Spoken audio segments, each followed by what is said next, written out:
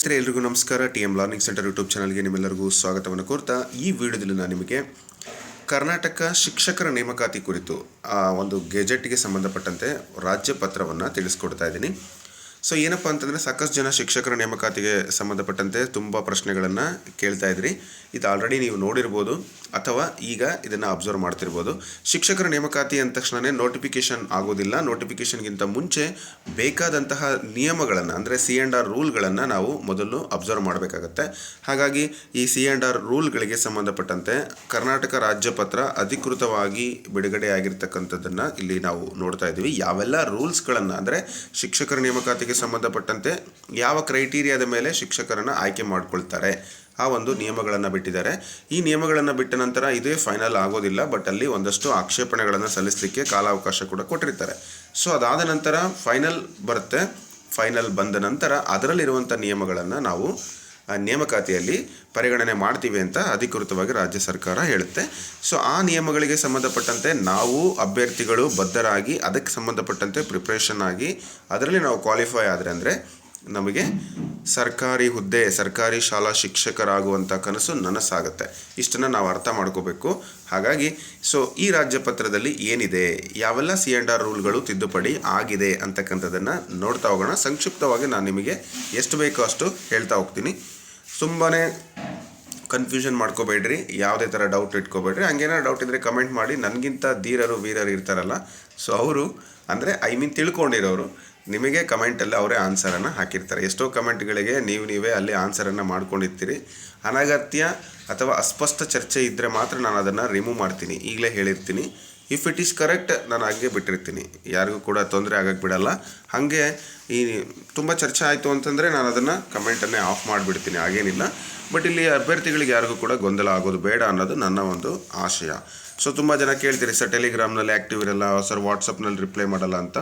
So ಬರೀ ಅದೊಂದೇ ಮಾಡೋಕ್ಕಾಗಲ್ಲ ಅಲ್ವಾ, ಎಲ್ಲ ಕೆಲಸಗಳು ಇರುತ್ತೆ. ಸೊ ಓದೋದನ್ನು ಫಸ್ಟ್ ಕೆಲಸ ಮಾಡಿ, ಕಮೆಂಟನ್ನು ನೆಕ್ಸ್ಟ್ ಕೆಲಸ ಮಾಡಿ. ಅಂದರೆ ಈ ವಿಚಾರದಲ್ಲಿ ಅಂತ ಹೇಳ್ತಿಲ್ಲ, ಬೇರೆ ಬೇರೆ. ನೆಕ್ಸ್ಟ್ ಇಲ್ಲಿ ನೋಡ್ತಾ ಹೋಗೋಣ. ಕರ್ನಾಟಕ ಶಾಲಾ ಶಿಕ್ಷಣ ಒಂದು ಇಲಾಖೆ ಸಂಬಂಧಪಟ್ಟಂತೆ ಸಾರ್ವಜನಿಕ ಶಿಕ್ಷಣ ಇಲಾಖೆ ನೇಮಕಾತಿ ನಿಯಮಗಳಿಗೆ ತಿದ್ದುಪಡಿ ತರಲಿಕ್ಕೆ ಒಂದು ಅವಕಾಶವನ್ನು ಕೊಟ್ಟಿದ್ದಾರೆ. ಇಲ್ಲಿ ಏನಪ್ಪ ಅಂತಂದರೆ ಇಲ್ಲಿ ನಿಮಗೆ ಡೈರೆಕ್ಟಾಗಿ ಮಾಹಿತಿಯನ್ನು ಅಷ್ಟೇ ಹೇಳ್ತೀನಿ ನೋಡಿ. ಸದರಿ ಕರಡು ತಿದ್ದುಪಡಿ ನಿಯಮಗಳನ್ನು ಅವುಗಳು ಕರ್ನಾಟಕ ರಾಜ್ಯ ಪತ್ರದಲ್ಲಿ ಪ್ರಕಟಗೊಂಡ ದಿನಾಂಕದಿಂದ 7 ದಿನಗಳ ನಂತರ ಪರಿಗಣನೆಗೆ ತೆಗೆದುಕೊಳ್ಳಲಾಗುವುದೆಂದು ಈ ಮೂಲಕ ತಿಳಿಸಲಾಗಿದೆ ಅಂತ ಕೊಟ್ಟಿದ್ದಾರೆ. ಸೊ ನೆಕ್ಸ್ಟ್ ಇಲ್ಲಿ ನೋಡ್ಬೋದು, ತಿದ್ದುಪಡಿ ಕುರಿತಂತೆ ಯಾವುದಾದ್ರೂ ವ್ಯಕ್ತಿ ನಿಗದಿತ ಅವಧಿಯೊಳಗೆ ಸ್ವೀಕೃತವಾಗುವ ಯಾವುದೇ ಆಕ್ಷೇಪಣೆ ಅಥವಾ ಸಲಹೆಗಳನ್ನು ರಾಜ್ಯ ಸರ್ಕಾರ ಪರಿಗಣಿಸುವುದು. ಆಕ್ಷೇಪಣೆ ಸಲಹೆಗಳನ್ನು ಕರ್ನಾಟಕ ಸರ್ಕಾರ ನೀವು ಎಲ್ಲಿಗೆ ಬರೀಬೇಕು ಅಂತ ಕೊಟ್ಟಿದ್ದಾರೆ. ಅಪಾರ ಮುಖ್ಯ ಕಾರ್ಯದರ್ಶಿಗಳು, ಶಾಲಾ ಶಿಕ್ಷಣ ಮತ್ತು ಸಾಕ್ಷರತಾ ಇಲಾಖೆ, 6ನೇ ಮಹಡಿ ಬಹುಮಹಡಿಗಳ ಕಟ್ಟಡ, ಡಾಕ್ಟರ್ BR ಅಂಬೇಡ್ಕರ್ ಅವರ ಒಂದು ರಸ್ತೆ, ಬೆಂಗಳೂರು, ಇವರ ವಿಳಾಸಕ್ಕೆ ಕಳಿಸ್ಬೇಕು ಅಂತಕ್ಕಂಥ ಮಾಹಿತಿಯನ್ನು ಇಲ್ಲಿ ಕೊಟ್ಟಿದ್ದಾರೆ. ಸೊ ಹಾಗಾದರೆ ಈ ಒಂದು ಕರಡು ನಿಯಮಗಳು ಏನಿದೆ ಅಂತ ನೋಡೋದಾದರೆ, ಮೊದಲನೇದಾಗಿ ಕರಡು ನಿಯಮಗಳನ್ನು ನೋಡ್ತಾ ಹೋಗೋಣ. ಈ ಮೊದಲನೇ ಕರಡು ನಿಯಮದಲ್ಲಿ ಏನು ಮಾಡಿದಾರಪ್ಪ ಅಂದರೆ, ಫಸ್ಟ್ ಅವರು ಪ್ರೌಢಶಾಲಾ ಸಹ ಶಿಕ್ಷಕರು ಶ್ರೇಣಿ 2 ಎಂಬ ಪದ ಬದಲಿಗೆ ಪ್ರೌಢಶಾಲಾ ಸಹ ಶಿಕ್ಷಕರು ಅಂತ ಇಲ್ಲಿ ಹೇಳ್ತಾ ಇದ್ದಾರೆ. ಮೊದಲು ಗ್ರೇಡ್ 2 ಟೀಚರ್ಸ್ ಅಂತ ಹೇಳ್ತಾ ಇದ್ರು, ಬಟ್ ಈಗ ಪ್ರೌಢಶಾಲಾ ಸಹ ಶಿಕ್ಷಕರು ಅಂತ ಅದನ್ನು ಮರುನಾಮಕರಣ ಮಾಡಿದ್ದಾರೆ. ಸೊ ನಮಗೆ ಅದೇನು ಇಂಪಾರ್ಟೆಂಟ್ ಇಲ್ಲ. ಆಯ್ಕೆಯ ನಿಯಮಗಳು ಬೇಕು. ಆಯ್ಕೆ ಪ್ರಾಧಿಕಾರ ಯಾವೆಲ್ಲ ಆಯ್ಕೆ ನಿಯಮಗಳನ್ನು ಪ್ರಕಟಣೆ ಮಾಡಿದೆ ಅದನ್ನು ಇಂಪಾರ್ಟೆಂಟಾಗಿ ನೋಡಿ. ಮೊದಲು ಪದವಿ ಮತ್ತು B.Ed ವಿದ್ಯಾರ್ಹತೆ ಹೊಂದಿದ್ದಲ್ಲಿ ನಿಮಗೆ ಕ್ವಾಲಿಫಿಕೇಷನ್ ಏನು ಅಂತ ಕೊಟ್ಟಿದ್ದಾರೆ. ಏನೆಲ್ಲ ಕ್ವಾಲಿಫಿಕೇಷನ್ಸ್ ಬೇಕು ಅಂದರೆ SB ಅಲರ್ಟ್ ಈ ನಿಯಮಗಳನ್ನು ತಿಳ್ಕೊಳ್ಳಿ. ಒಂದನೇದು CETಯನ್ನು ಸಂಯುಕ್ತ ಸ್ಪರ್ಧಾತ್ಮಕ ಪರೀಕ್ಷೆಯಲ್ಲಿ 85% ತಗೊಳ್ತಾರೆ. ಇದು ಭಾಳಷ್ಟು ಇಂಪಾರ್ಟೆಂಟು. ನಿಮಗೆ ಇರೋದೇ ಆ CET. ಈಗೇನಾಗಿದೆ ಅಂತಂದರೆ, ನಾವೆಲ್ಲ ಓದಬೇಕಾದ್ರೆ PUC ಮಾರ್ಕ್ಸ್ ಎಷ್ಟು ಅಂತ ಕೇಳಿದರೆ ನಾವು ಕಷ್ಟಪಟ್ಟು ಪಾಸ್, ಯಾಕಂದರೆ ಸೈನ್ಸ್ ಕ್ಯಾಂಡಿಡೇಟ್ಸ್. ಇನ್ನೂ ಕಷ್ಟಪಟ್ಟರೆ ಸೆಕೆಂಡ್ ಕ್ಲಾಸ್ ಅಥವಾ ಫಸ್ಟ್ ಕ್ಲಾಸ್ 60-65% ಅಂದರೆ ಒದ್ದಾಡೋಗ್ಬಿಡ್ತಿದ್ವಿ. ಈಗ ನೀವು ಯಾರಾದರೂ PUC ಓದಿರೋರನ್ನ ನೀವು ಕೇಳಿದರೆ ಅವರು ಭಾಳ ಕಡಿಮೆ ಆಗಿದೆ ಅಂತ ಹೇಳ್ತಾರೆ. ನಾವು ಅದನ್ನು ಹೆಮ್ಮೆಯಿಂದ ಹೇಳ್ತಿದ್ವಿ, ಬಟ್ ಈಗ ಅವ್ರು ಕಡಿಮೆ ಆಗಿದೆ ಅಂತ ಹೇಳ್ತಾರೆ. ಏನೂ ಇಲ್ಲ, ಇಷ್ಟೇ. ಬಟ್ ಸ್ಕೋರಿಗೆ ಬೆಲೆನೇ ಇಲ್ಲ, ಆ ಥರ ಆಗೋಗಿದೆ. 85, 90, 92, 96 ಕಾಮನ್ ಆಗಿ ನಾವು ಕೇಳ್ತಾ ಇದ್ದೀವಿ. ಬೇರೆ ಯಾರಿಂದನೂ ಅಲ್ಲ, ನಮ್ಮ ಸ್ಟೂಡೆಂಟ್ಸಿಂದನೇ ನಾವು ಕೇಳ್ತಾ ಇದ್ದೀವಿ. ವಿತ್ CCTV ಕ್ಯಾಮ್ರಾದಲ್ಲಿ ಎಕ್ಸಾಮ್ ಬರೆದಿದ್ದಾರೆ. ಅವ್ರ ಪರ್ಸೆಂಟೇಜು 95. ಸೊ ಅಬ್ಸರ್ವ್ ಮಾಡಿ. ಸೊ ಹಂಗಾಗಿ ನಮಗೆ ಹಳಬರಿಗೆ ಅಥವಾ ಹಿಂದೆ ಓದಿರ್ತಕ್ಕಂಥವ್ರಿಗೆ, ಇನ್ನೂ ಜಾಬ್ ಆಗಿಲ್ಲದೆ ಇರೋರಿಗೆ, ಅಬೌಟ್ 25, 30 ಎಬೋ ಇರೋರಿಗೆ ಕಷ್ಟ ಜಾಬ್ಗೆ. ಯಾಕಂದರೆ ಅವ್ರು ಕಾಂಪೀಟ್ ಮಾಡಬೇಕಂದ್ರೆ ಈ ನಿಯಮ ಅವರಿಗೆ ಭಾಳಷ್ಟು ಅನುಕೂಲ ಆಗುತ್ತೆ. CET ಅಂದರೆ ಈಗ ಪ್ರೆಸೆಂಟ್ ಅವ್ರ ನಾಲೆಡ್ಜು PUC ಡಿಗ್ರಿ ಅಥವಾ ಇನ್ಯಾವುದೇ B.Ed ಅವೆಲ್ಲ ಕನ್ಸಿಡರ್ ಮಾಡೋಕ್ಕಿಂತ ಈಗ ಬೇಕಾಗಿರೋವಂಥ CET ಏನಿದೆಯಲ್ಲ ಅದನ್ನು ಹೆಚ್ಚು ಒತ್ತು ಅನ್ನೋದು ಎಲ್ಲರ ಆಕ್ಷೇಪಣೆ ಇತ್ತು. ಸೊ ಅದಕ್ಕೆ ಸಂಬಂಧಪಟ್ಟಂತೆ ಅವ್ರು ಇಟ್ಟಿದ್ದಾರೆ 85%. ಇನ್ನು BSc BA ಇದರಲ್ಲಿ 13%. ಇನ್ನು ಬರೀ 2% ಮಾತ್ರ B.Ed ಇಟ್ಟಿದ್ದಾರೆ. ಮೊದಲು 10 ಇತ್ತಿದ್ದು, ಈಗ 2% ಮಾಡಿದ್ದಾರೆ. ಅದನ್ನು ನೀವು ಅಬ್ಸರ್ವ್ ಮಾಡ್ಬೋದು. BA ED ಅಥವಾ BSc ED ಏನಾರ ಮಾಡಿದರೆ ಸೇಮ್ ಅಲ್ಲೂ ಕೂಡ ಅದೇ ಥರದ ಒಂದು ಮಾರ್ಗಸೂಚಿಗಳನ್ನು ನೋಡ್ತಾ ಇದ್ದೀವಿ. ಅವರಿಗೆ ಅಂದರೆ ಡಿಗ್ರಿ ವಿತ್ B.Ed ಮಾಡಿರ್ತಾರಲ್ಲ ಅವರಿಗೆ 15%, ವಿತ್ CET ಅಂಕಗಳು 85%. ಇನ್ನು ದೈಹಿಕ ಶಿಕ್ಷಣ ವಿಭಾಗ ಗ್ರೇಡ್ 1 ವರ್ಗದ ಹುದ್ದೆಗಳಿಗೆ ಸಂಬಂಧಪಟ್ಟಂತೆ ಕೂಡ ಅವರು ಮಾತಾಡಿದ್ದಾರೆ. ಅದನ್ನು ಕೂಡ ಆಯ್ಕೆ ಪ್ರಕ್ರಿಯೆಯಲ್ಲಿ 85, 13, 2% ಇಟ್ಟಿದ್ದಾರೆ BPEDಯಲ್ಲಿ. ಇನ್ನು ಅಲ್ಲಿಗೆ ಮತ್ತೆ ಏನಾದರೂ ಅದಕ್ಕೆ ಡೌಟ್ಸ್ ಇದ್ದರೂ ಕೂಡ ನಿಮಗಲ್ಲಿ ಕ್ಲಿಯರನ್ನು ಕೊಟ್ಟಿದ್ದಾರೆ. ಸಂಬಂಧಪಟ್ಟ ಶಿಕ್ಷಕರು ಅದನ್ನು ಏನು ಮಾಡ್ಬೋದು, ಓದ್ಕೋಬೋದು. ಅಂದರೆ ದೈಹಿಕ ಶಿಕ್ಷಕರಿಗೆ ಅವ್ರಿಗೂ ಕೂಡ ನಿಯಮಗಳನ್ನು ಕೊಟ್ಟಿದ್ದಾರೆ.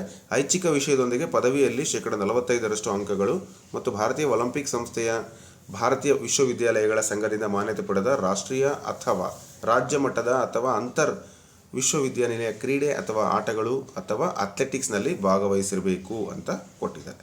ಸೊ ಅವ್ರಿಗೂ ಕೂಡ ಆ ನಿಯಮ ಕೊಟ್ಟಿದ್ದಾರೆ, ನೀವಲ್ಲಿ ನೋಡ್ಬೋದು.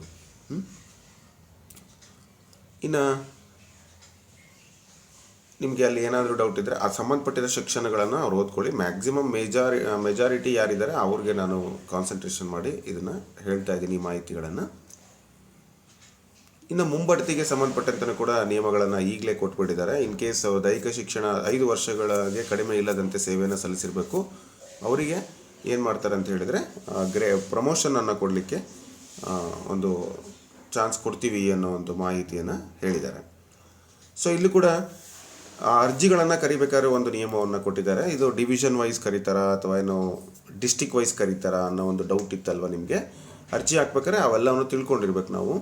ಮೊದಲು Bengaluru division, Mysuru division, Belagavi division, Kalaburagi division ಅಂತ ಹಿಂಗೆ ಆಗ್ತಾಯಿದ್ವಿ. ಅದು ಹೈಸ್ಕೂಲ್ ಟೀಚರ್ಸಿಗೆ. ಬಟ್ ಈಗೇನಾಗಿದೆ ನೋಡಿ, ಅರ್ಜಿಗಳ ಆಹ್ವಾನ ಸಂಬಂಧಪಟ್ಟ ಶೈಕ್ಷಣಿಕ ಜಿಲ್ಲೆಗಳ ಉಪನಿರ್ದೇಶಕರು, ಸಾರ್ವಜನಿಕ ಶಿಕ್ಷಣ ಅಥವಾ ಸಂಬಂಧಿಸಿದಲ್ಲಿ ಈ ರಾಜ್ಯದ ಒಂದು ಆದೇಶದ ಮೂಲಕ ನಿಗದಿಪಡಿಸಿದ ಯಾವುದೇ ಅಧಿಕಾರಿ ಇನ್ನು ಮುಂದೆ ಆಯ್ಕೆ ಪ್ರಾಧಿಕಾರ ಎಂದು ಪರಿಗಣಿಸಲಾಗುವುದು. ಅಲ್ಲಿ ಆಯ್ಕೆ ಪ್ರಾಧಿಕಾರ ಕೂಡ ಇಂಪಾರ್ಟೆಂಟ್ ಆಗುತ್ತಲ್ವ.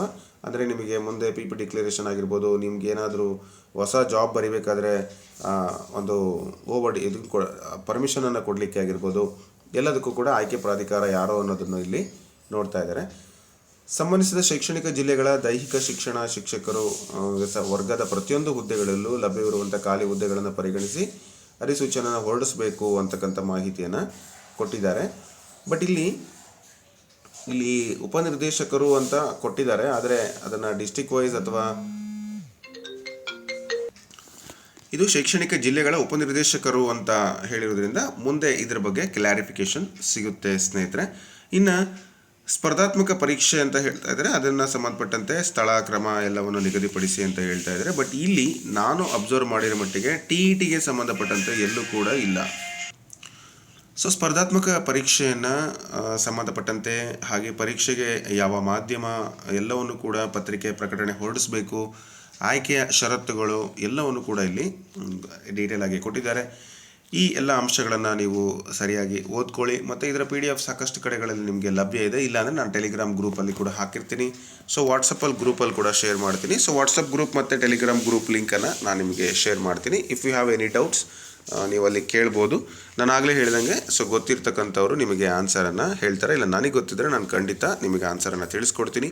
ಸೊ ಮೊದಲನೇದಾಗಿ ನೀವು ಇಲ್ಲಿ ನಾವು ಅಬ್ಸರ್ವ್ ಮಾಡಿರೋ ಮಟ್ಟಿಗೆ ಇದೆಲ್ಲ C&R ರೂಲ್ಸ್ ಪ್ರೌಢಶಾಲಾ ಶಿಕ್ಷಕರಿಗೆ ಸಂಬಂಧಪಟ್ಟಿದ್ದಾಗಿರುತ್ತೆ. ಹಾಗಾಗಿ ತುಂಬ ಜನಕ್ಕೆ ಡೌಟ್ ಇತ್ತು. ಯಾವ ಡೌಟ್ ಇತ್ತಪ್ಪ ಅಂದರೆ ಪ್ರೌಢಶಾಲಾ ಶಿಕ್ಷಕರಿಗೆ TET ಇದೆಯಾ ಅಂತ. ಸೊ ಇಲ್ಲೆಲ್ಲೂ ಕೂಡ ಅದ್ರ ಬಗ್ಗೆ ಮಾಹಿತಿ ಇಲ್ಲ. ಇನ್ನು ಪ್ರೌಢಶಾಲಾ ಶಿಕ್ಷಕರಿಗೆ MA ಅಥವಾ MSc ಬೇಕಾ, ಮಾಸ್ಟರ್ ಡಿಗ್ರಿ ಬೇಕಾ ಅಂತ ಕೇಳಿದ್ರಿ. ಇದನ್ನು ಕೂಡ ತುಂಬ ಜನಕ್ಕೆ ಡೌಟ್ ಇತ್ತು. MA ಅಥವಾ MSc ಮಾಸ್ಟರ್ ಡಿಗ್ರಿ ಆಗಿರಬೇಕಾಗುತ್ತೆ, ಅಂದರೆ PUC ಕೂಡ ಅಲ್ಲಿ ಮರ್ಜ್ ಮಾಡ್ತಾರೆ, ಹಿಂಗೆಲ್ಲ ಡೌಟ್ ಇತ್ತು ಸುಮಾರು ಜನಕ್ಕೆ. ಅಲ್ಲೂ ಕೂಡ ಅದ್ರ ಬಗ್ಗೆ ಎಲ್ಲೂ ಕೂಡ ಪ್ರಸ್ತಾವನೆ ಇಲ್ಲ. ಸೊ ನೀವು ಹಾಗಾದರೆ ಪ್ಯೂರ್ಲಿ ಇದು TET ಅಂತಕ್ಕಂಥದ್ದನ್ನು ನಾವಿಲ್ಲಿ ಅಬ್ಸರ್ವ್ ಮಾಡ್ಬೋದು. ಸ್ಪರ್ಧಾತ್ಮಕ ಪರೀಕ್ಷೆಯಲ್ಲಿ ಅಂತ ಅಷ್ಟೇ ಕೊಟ್ಟಿದ್ದಾರೆ, ಬಟ್ ಅಲ್ಲಿ ನಿಮಗೆ ಇನ್ನೊಂದು ಡಿಸ್ಕ್ರಿಪ್ಟಿವ್ ಟೈಪು ಆ ಥರದ್ದು ಕೂಡ ನಾವಿಲ್ಲಿ ಎಲ್ಲೂ ಗಮನಿಸಲಿಲ್ಲ. ಇನ್ ಕೇಸ್ ನೀವೇನಾದರೂ ಅದನ್ನು ಗಮನಿಸಿದರೆ ಆ ಥರದ್ದೆಲ್ಲ ಅಂಶಗಳನ್ನು ನಮಗೆ ಕಮೆಂಟ್ ಮೂಲಕ ತಿಳಿಸ್ಕೊಡಿ. ವಿ ವಿಲ್ ಮತ್ತೊಂದು ಸರಿ ನಿಮ್ಮ ಜೊತೆಗೆ ಇದರ ಬಗ್ಗೆ ಚರ್ಚೆ ಮಾಡೋಣ ಅಂತ ಹೇಳ್ತಾ, ಸಂಕ್ಷಿಪ್ತ ಮಾಹಿತಿ, ಸರಳವಾದ ಮಾಹಿತಿಯನ್ನು ಕೊಟ್ಟಿದ್ದೀನಿ ಅಂತ ಭಾವಿಸ್ತಾ ಮುಂದಿನ ವಿಡಿಯೋದಲ್ಲಿ ಮತ್ತೆ ಭೇಟಿ ಆಗ್ತೀನಿ.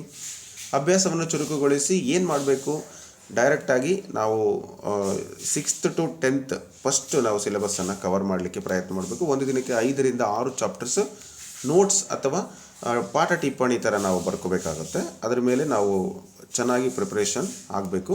ಸೊ ಎಷ್ಟು ಸಾಧ್ಯವೋ ಅಷ್ಟು ಟೆಕ್ಸ್ಟ್ ಬುಕ್ಕನ್ನು ಕವರ್ ಮಾಡೋಣ. ಟೆಕ್ಸ್ಟ್ ಬುಕ್ ಆದಮೇಲೆ ಸರ್ಕಾರ ಏನು ನಿಗದಿಪಡಿಸಿದೆ ಲೆಸನ್ ಬೇಸ್ಡ್ ಅಸೆಸ್ಮೆಂಟು, ಅದರಲ್ಲಿರುವಂಥ ಎಲ್ಲ ಕ್ವಶನ್ಸನ್ನು ಆನ್ಸರ್ ಮಾಡೋಣ. So I think it is most enough for your subject. ನಿಮ್ಮ ಸಬ್ಜೆಕ್ಟ್ ತಯಾರಿಗೆ ಇದು ತುಂಬಾ ನಿಮಗೆ 90% ಹೆಲ್ಪ್ ಮಾಡುತ್ತೆ. ಬಿ ರಿಮೆಂಬರ್, 90% ಹೆಲ್ಪ್ ಮಾಡೇ ಮಾಡುತ್ತೆ. ಹಾಗಾಗಿ ನೀವು ಡೌಟ್ ಇಲ್ಲದೆ ಅಷ್ಟು ಸಿದ್ಧತೆಯನ್ನು ಮಾಡ್ಕೊಳ್ಳಿ. ಅಷ್ಟು ಮಾಡ್ಕೊಳ್ಳೋ ಅಷ್ಟೊತ್ತಿಗೆ ನಿಮಗೆ ತುಂಬಾ ಸಮಯ ಹಿಡಿಯುತ್ತೆ. ನೆನಪಿರಲಿ, ಅದು ಈಸಿ ಅಂತ ಅಂದ್ಕೋಬೇಡಿ, ಬಟ್ ಪ್ರಯತ್ನ ಮಾಡಿ. ಮೊದಲೆಯಿಂದ ಓದಿರ್ತೀರಿ ಅಂತ ಹೇಳಿದ್ರೆ 5 ಚಾಪ್ಟರ್ ಬದಲಿಗೆ 10 ಚಾಪ್ಟರ್ ನೀವು ಕವರ್ ಮಾಡ್ತೀರಾ, ರೈಟ್? ಅಂದರೆ ನಾನು ಹೇಳೋದು 6ನೇ ತರಗತಿಯಲ್ಲಿರ್ತಕ್ಕಂಥ ಮೊದಲನೇ ಸೆಮಿಸ್ಟರ್ನ 8 ಪಾಠಗಳನ್ನು ನೀವು ಓದಲಿಕ್ಕೆ ಪ್ರಯತ್ನ ಮಾಡಿ. ಒಂದು ವಾರ ಅಥವಾ 5 ದಿನ ಟಾರ್ಗೆಟ್ ಇಟ್ಕೊಂಡು ಒಂದು ಟೆಕ್ಸ್ಟ್ ಬುಕ್ಕನ್ನು ನೀವು ಮುಗಿಸ್ಬೇಕಾಗುತ್ತೆ. ಆ ರೀತಿ ನೀವು ಒಂದು ಪ್ಲ್ಯಾನ್ ಮಾಡ್ಕೊಳ್ಳಿ ಸಬ್ಜೆಕ್ಟಿಗೆ. ಇನ್ನು ಸೈಕಾಲಜಿ, GK ಅಥವಾ general paper, mental ability, paper 1ರಲ್ಲಿ ಸಿಲೆಬಸ್ಸು, ಸೊ ಅದೆಲ್ಲ ನಂತರ ಮಾಡಂತ್ರಿ. ಫಸ್ಟ್ ಈಗ ಸ್ಪೆಸಿಫಿಕ್ ಸಬ್ಜೆಕ್ಟ್ ಕಡೆ ಹೆಚ್ಚಿನ ಒಂದು ಮಹತ್ವವನ್ನು ಕೊಡಿ ಅಂತ ಹೇಳ್ತಾ ಧನ್ಯವಾದಗಳು.